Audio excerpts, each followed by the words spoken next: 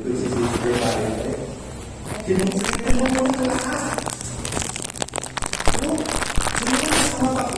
Makikirahan natin, makakailangan natin sa buhay. At hindi lang naman po. Pati partner. Hindi nga rin. Kasi siguro sinisip ng tao. Kahit naman si Adan, noong mga panahon na yun, mababalagan natin yung creation, di po ba? Nalulungkot si Adan. Dahil mag-isa lang siya. Bagamat kompleto ang mundo ng tayo, ng mga kasama sa nabubuhay, pero hindi na siya ng Diyos. Kaya sinabi niya, isang beses, isang araw, lumalang tayo ng pampanya. At yun si Eva. Ito po. Kaya nga, sa paglikha, tayo ay laging nakasali dito sa ating pamantayan. Nakasalalay mo ito at pinapaliwanag sa ating mga aklat. Ito po. Sa ating mga libro ng simbahan. Isa po rito, ang katekismo para sa Katolikong Pilipino. Ito po, dito po. Pinapaliwanag po rito kung paano ang paglikha ng Diyos sa daigdig. So dito po nasasali ang lahat ng ating mga aral at turo. Kaya kung may pagkakataon, pasa po tayo dito, no? Bili po tayo. Unahin na po natin, no po? Ang paglikha sa daigdig, walang bagay na umiilan na hindi nang galing sa Diyos Amang Manlilikha. Naniniwala po ba tayo dito?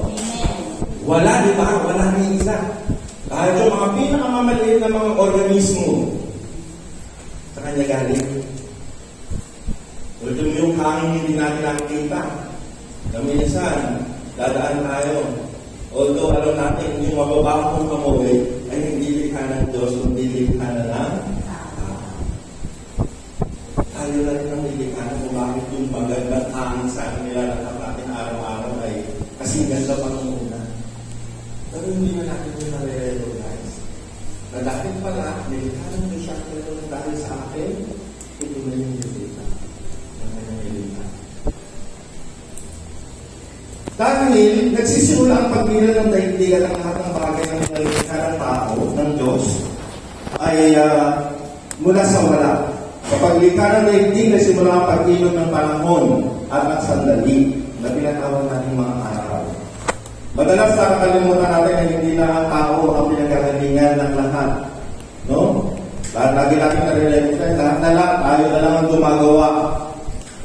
Pagod na pagod, ang kulang na kulang, at pagod na pagod ang ating maghapon ng 24 oras natin. Dahil ang alam natin, lahat na lang ng bagay, tayo lang ang may likha. Tayo lang may kagustuhan. Gusto ko ng ganito, gusto ko ng ganyan, gusto ko ng ganito. Pero hindi natin nare-recognize na hindi yan ibibigay ng Diyos kung hindi mo pangangailangan. Minsan, request tayo na request sa ating mga panalangin, pero minsan nagkakampo pa tayo sa kanya kasi hindi niya yung dinidinig. Kasi very literal lang tayo. Literal person. Pag gusto mo, pag hiningi mo ganito, bukod sa ibigay agad, ano gusto mo? Literal lang ano hiningi mo, yun yung darating sa atin. Tama po ba yun? Tapos nakakainip pa minsan.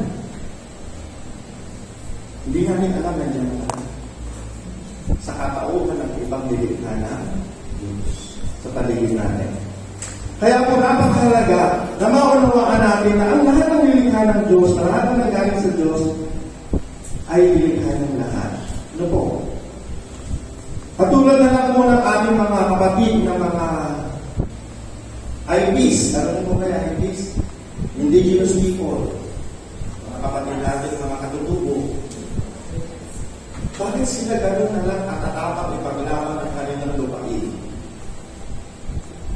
Ayaw nila makalupang ng kanilang lupa sa mundo. Pinaglalaban nila yun. Hindi po ba? Bakit kaya?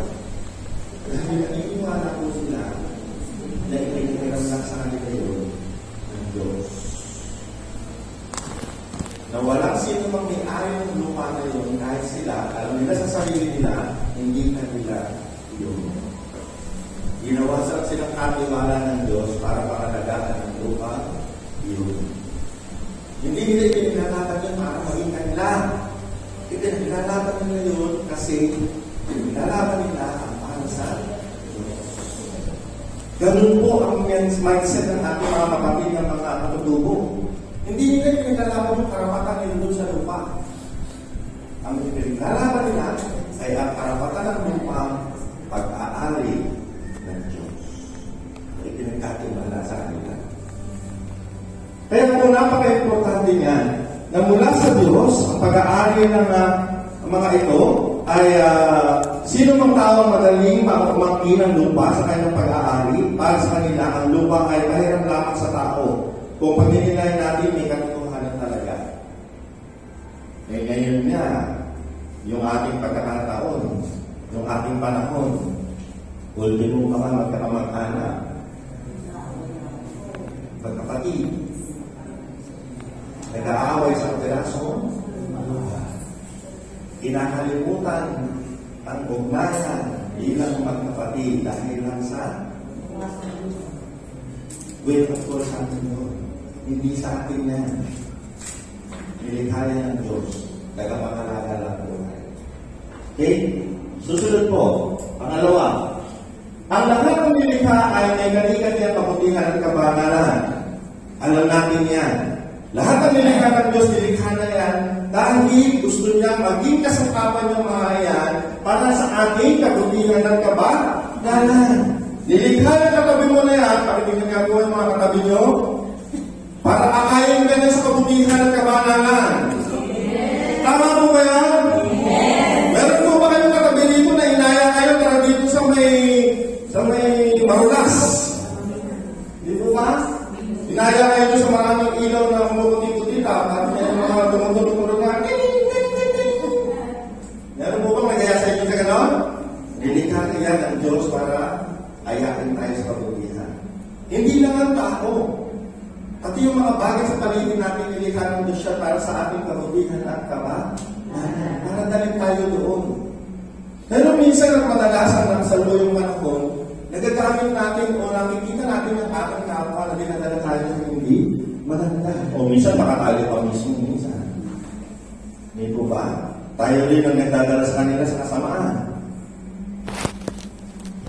Bato-bato sa langit, tamaan ay sabon. Minsan tayo tayo nakapagtataboy sa ating kapwa na nililigo. Ay, ayoko naman magsimba kasi kaaway ko si ganito. O baka minsan, sisimba tayo dyan. Makita mo yung kaaway mo. Wala nang ibang kumuha. Pero doon na lang may bakante. Ano kaya gagawin mo? Tatayo ka na lang sa likod. Reality check, di ba? Real talk lang, di ba? Nangyayari po, di ba? Kahit sa mag-asawa namin eh. Sabi nga po namin, parang hindi na kami naniniwala doon sa sinasabi ng ibang mga inspirational speaker na lalo lang mga pari na lagi namin narinig ng mag-asawa noon na pag daw mag-aaway ang mag-asawa, dapat hindi natutulog ng hindi tapos ang sino ba naniniwala doon? Kami pong mag-asawa, parang kaya na namin maniwala. Kasi tinutulugan na lang po namin. Pinapapasan, magkasabay naman yung magkape. Kasi pag pinagawain namin, talagang mawapusang maglaman. Baka hindi namin mag-isolve yung aming problema. It's either siya po yung hindi kikibo o ako yung hindi kikibo. Para kami pinapapasan, magkasabay yung magkape. Naaamay ba natin ang ating kapwa sa kabanalan? Ang kapwa nilikhan. Yung bang mga anak natin, naaanay natin sa kabanalan, tayo ba'y naging instrumento ng Diyos para sa kabutihan ng ating kapwa? Sad